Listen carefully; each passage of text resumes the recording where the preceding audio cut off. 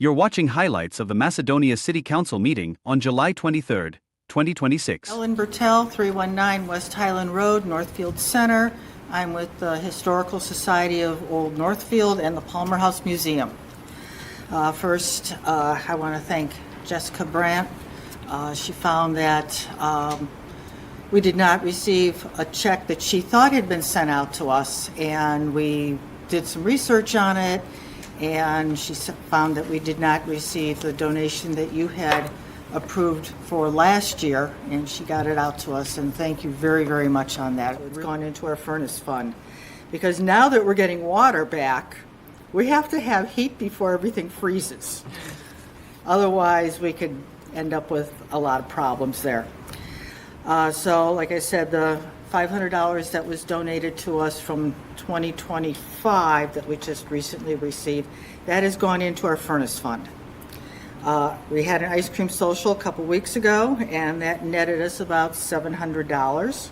But we need a total of about $4,000. So you're going to see me out shaking the donation can for this. No, and actually on our agenda tonight is an appropriation for another $1,000 for this year to go towards your furnace. So we'll be voting on that tonight. So, Josh Elliott, I guess 1280 East Aurora Road.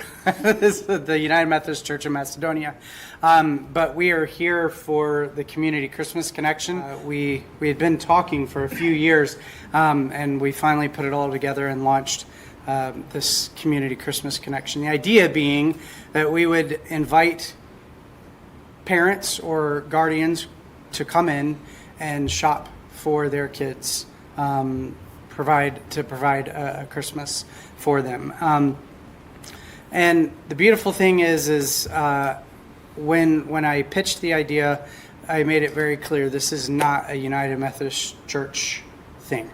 This is a community event, and we kind of coined the phrase by the community for the community. And then there was another room that we partnered with another organization that provided, we had over 100 bicycles. So every kid that came in had an opportunity to get a bicycle. And we had a bunch of other things, Christmas trees with decorations and gift cards. It was a pretty amazing experience. Good evening. My name is Karen Comer, 8680 Reserve Lane in Macedonia. And I'm here to kind of give you the numbers. There is a slide. If you go one more, please. There. We served 55 families, 118 kids. They all got, like Josh said, 5 presents. So we gave out 590 presents plus at least 1,000 stocking stuffers. But I think one of the most important things that we wanted them to feel was that they were loved, that they were seen, and that somebody cared about them. Or this year, I should say, our goal this year is to double the number of families.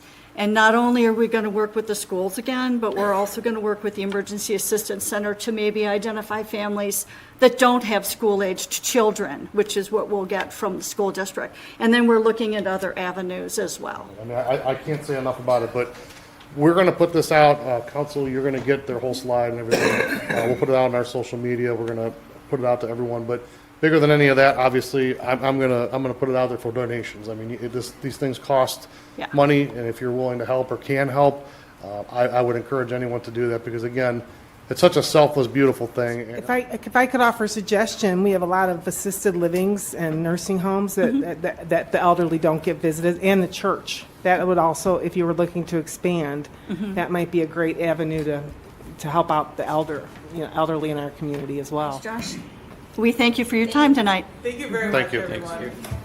You guys are amazing people. You should be proud of what you're doing. I'm only here to pass on a compliment and a thank you for Sue facilitating the process of getting those no truck turns on South Bedford or onto the entry of South Bedford. And I want to compliment Dan Wilson, who called me ahead of time and talked to me about where would I like to have the signs and when are you going to do it? And so we had a great conversation. So compliments to Dan Wilson for what he did. I do believe that the sign going east is the best position. The one going west, I would prefer it, and Dan and I talked about this, to be close to where the sign says for 271. But he said that's a railroad issue. Might be an issue putting that, and the railroad might have a problem. So we ended up putting it on the sign on the far corner by Dunkin' Donuts. Now that sign is too small, and I don't know if it's going to be seen, but we'll give it a try and see. But that's my compliment. Thank you for the effort, Sue. Thank you, Mayor, for expediting that and let's hope it makes a difference. Let's hope it mitigates the truck traffic. It's not going to eliminate it, I'm sure, but let's hope it's at least subsides a little bit. First one is from the Summit County Prosecutor's Office, their summer 2026 letter. Among the top tops was Macedonia Police Officer Chad Redfern. That says, Assistant Prosecutor Mitchell nominated Officer Chad Redfern for his instrumental work investigating a stolen vehicle report that ultimately led to the arrest, prosecution, and conviction of a predator. Officer Redfern's work investigating the defendant for grand theft auto resulted in the discovery of child sex abuse material, video and photo evidence of cruelty to his dog, and homemade explosives in the defendant's home. Officer Redfern's diligence and follow-up in the case brought these hidden offenses to light and helped put the offender away for at least a decade. I just want to thank last night's dispatcher who took my call and got the EMS crew to my house for my wife. She had me stay on the line until they arrived and acted as if she was holding my hand. The crew also did a great job ensuring nothing major happened, thanks to both Jerry and Travis. It is with great pride that I formally commend Police Officer Control of the Macedonia Police Department for his exceptional actions and unwavering dedication to preserving human life during a pedestrian versus vehicle crash on July 3rd, 2026. Upon arriving at the scene during a heavy rainstorm, Officer Quintrell encountered an extremely critical situation. The victim was lying motionless on the roadway, had suffered catastrophic injuries, and exhibited no pulse.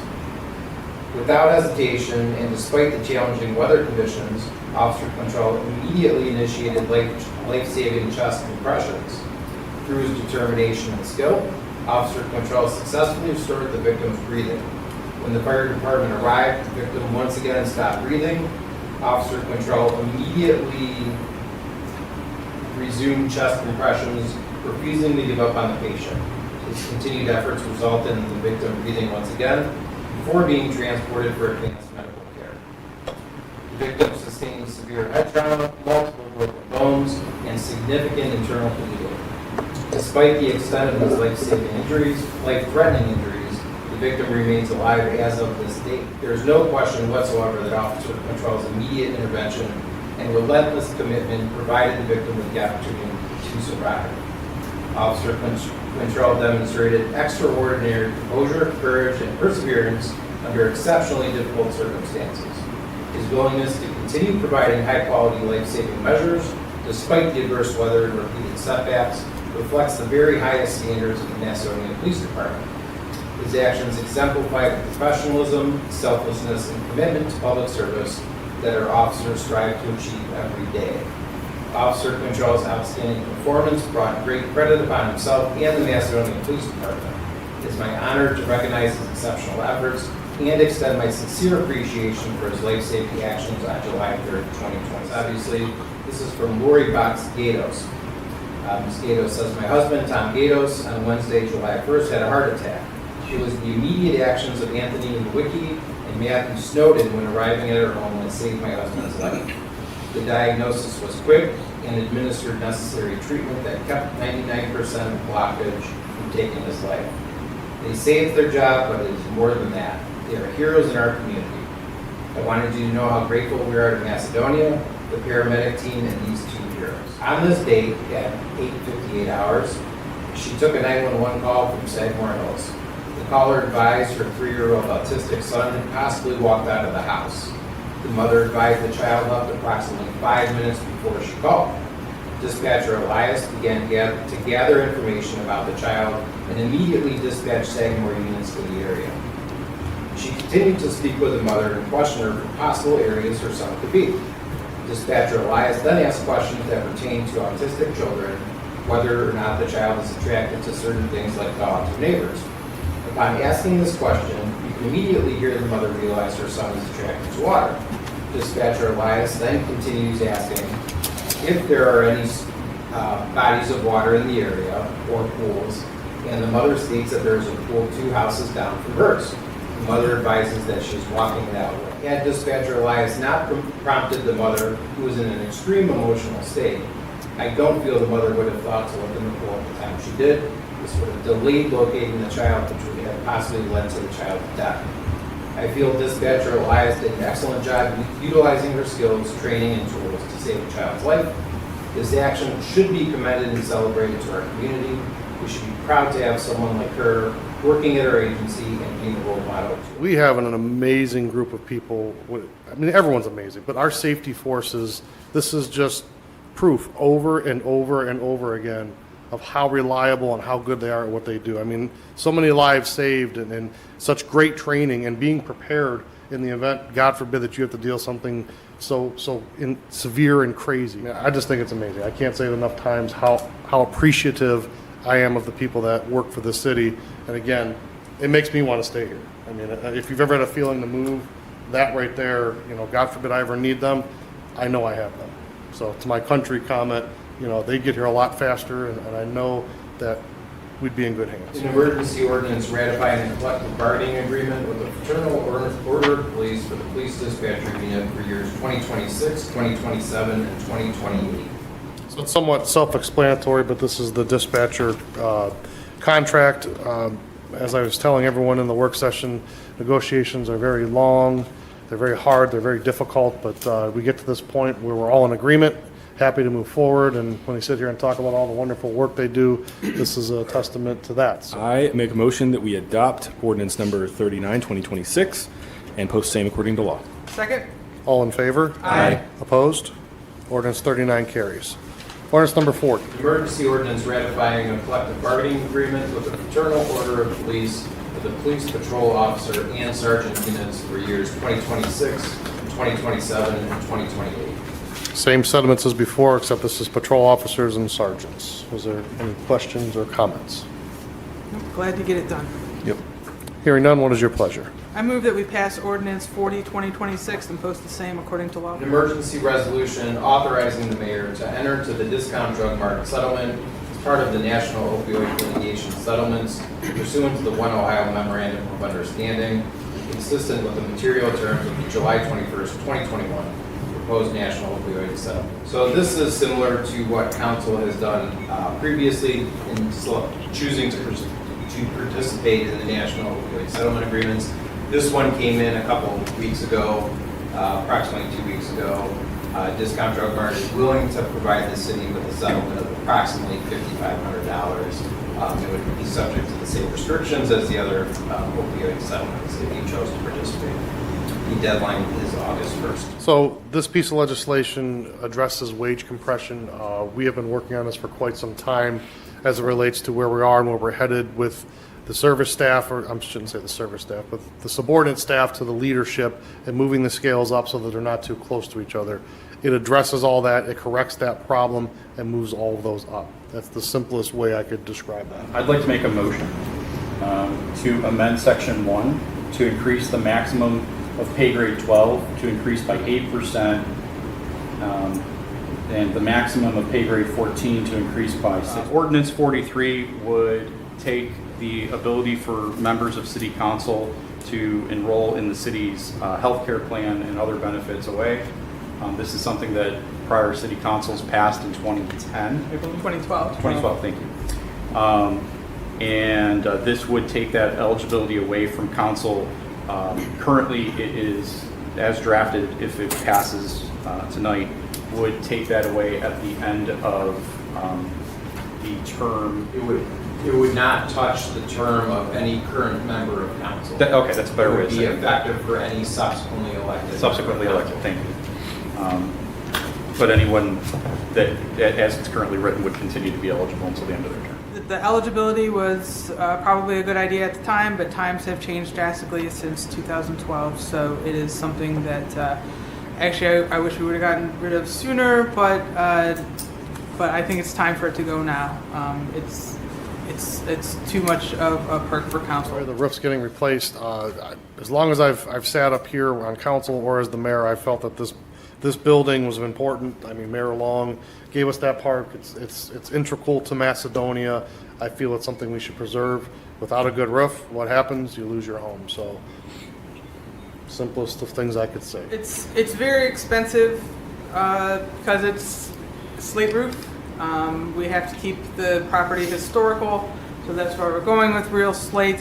It was something that has been on our 5-year capital plan for the past 2 years, so it's not a surprise, and it was in the ballpark of what we had planned on, so it's not a surprise. So as everyone had mentioned, getting the roof watertight is going to help everything underneath it stay clean and dry and fixed and not have to be continually fixed, which will hopefully help the Longwood Manor Society continue on with their work. So it's a good investment for the city if we're going to be keeping this house around to get the roof all shored up. An ordinance authorizing the mayor to enter into an agreement to accept the donation of certain real property for conservancy purposes. So this is essentially 115.6 acres of majority of wetland. I have been approached by many different entities about trying to develop the property, but because it's mostly wetland, there's really not a whole lot of use. And if you know anything about that, and if you disturb a wetland, it's very, very expensive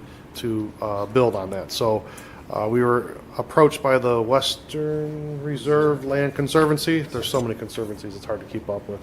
And essentially the city's going to take it. And then all the people out there that always talk about, oh, you keep building, you don't have any green space. Well, here's 115.6 acres. So I think that that's a move in the right direction for those that say those types of things and recognize that I see that and this is a good thing. Just so the residents know, this is the area south of Highland, east of Route 8. You'll actually see a little bit of the wetness of the wetland when you're driving north on Route 8, so that'll just stay preserved. And according to Mr. Guidetti, it is possible for it to be turned into parkland, usable land, just not developed.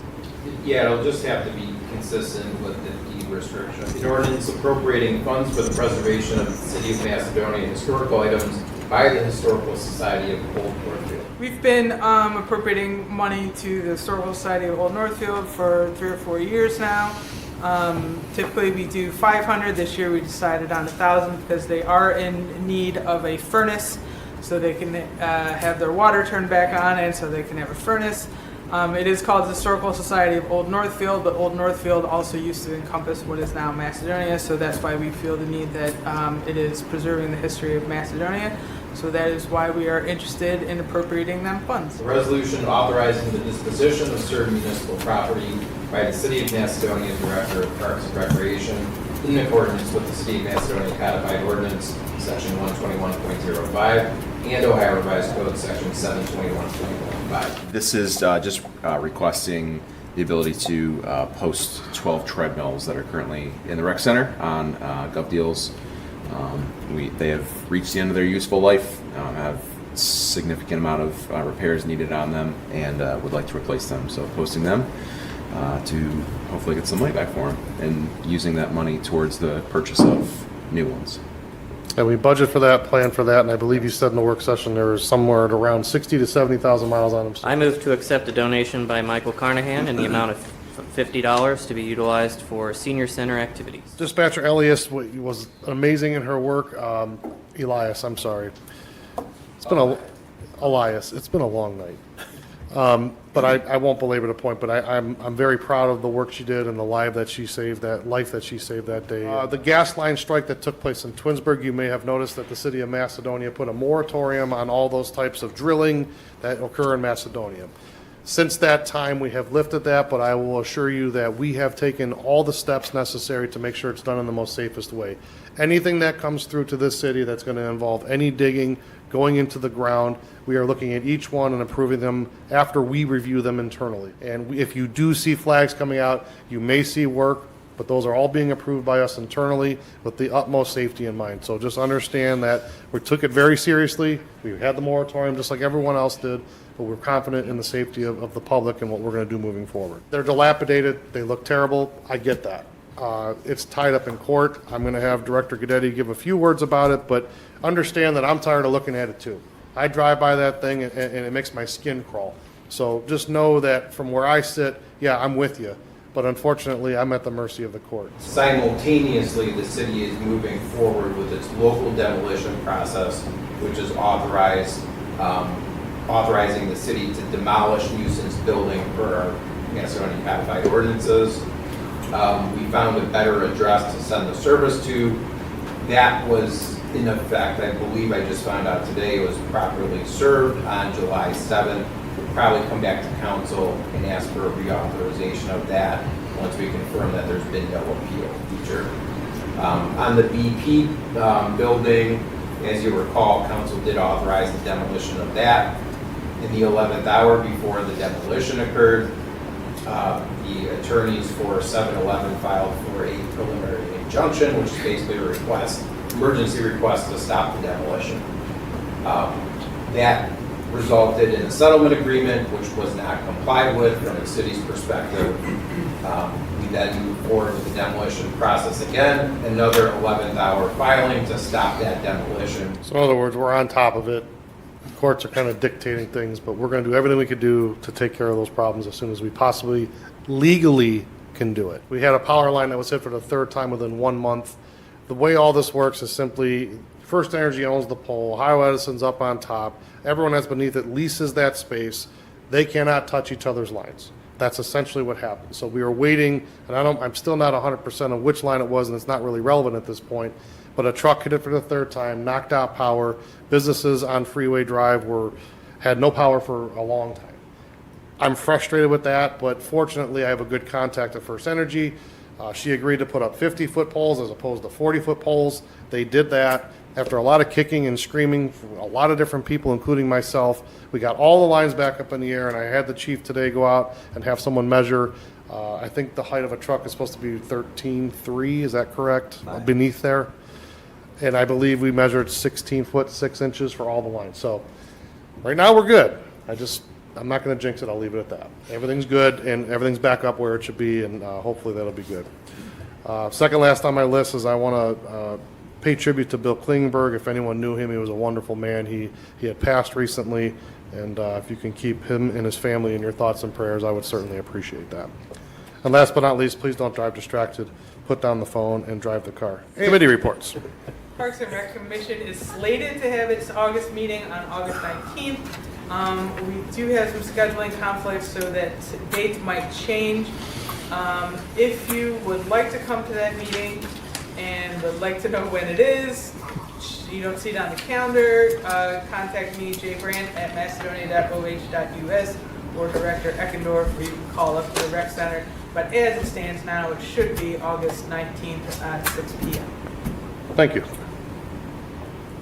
All right, department reports. Director Wilson. We are busy doing culvert replacements. We've done 9 so far. We have a handful left for the summer. We've been getting some good compliments on Route 8. I just want to give props to the guys out there on mowers and picking up trash. It's thankless and endless job every day. Literally, it's just more trash. But the entrance to our city looks really good. A lot of people have been calling and saying good things this year. Steve's talking now about putting every mailbox into GIS. You know, we can keep up with like every mailbox that we work on and have a history on. It's like, so it's cool that the guys are like getting into this. So eventually we're just gonna have everything. But it's exciting to see like them get into it. So we had a unexpected departure at the beginning of June on our staff.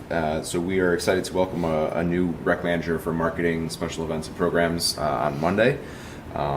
Excited for him to join our team and get him up to speed. We've got some upcoming projects that'll be happening that were larger capital projects that were approved earlier in the year. The ball field netting at Longwood Park, that'll be happening the first 2 weeks of August. So we'll have those nets up and be able to protect our fall ball players and adult softball spectators starting then. And the Sugarbush restroom project, that unit is supposed to be delivered the week of August 24th. So once that's delivered, Thompson Recreation will be up to install that, and we'll have a permanent restroom at Sugar Bush. The pool, which will be the lap pool, which will be resurfaced, will be closed August 23rd through September 7th, which is Labor Day.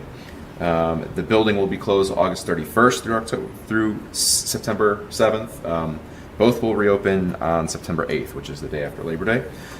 Just a couple of the main projects going on. As I mentioned, the lap pool resurfacing project. Our normal deep clean throughout the building, which includes deep clean of locker rooms and showers and everything like that. And then, of course, hopefully some new treadmills. July 15th is our deadline for Macedonia resident refunds, unless you have an extension with Rita. We'll honor that. And we just processed some refunds this week. So, end of my report. Yeah, the Vinny Landing project out there on Valley View is starting to come to a close. We'll be looking at closing out next month. And so we noticed that the entryway is getting done. It's going to be wider, and they've been redoing the whole base, actually taking it down deeper and making it better than what it was. So that's all good.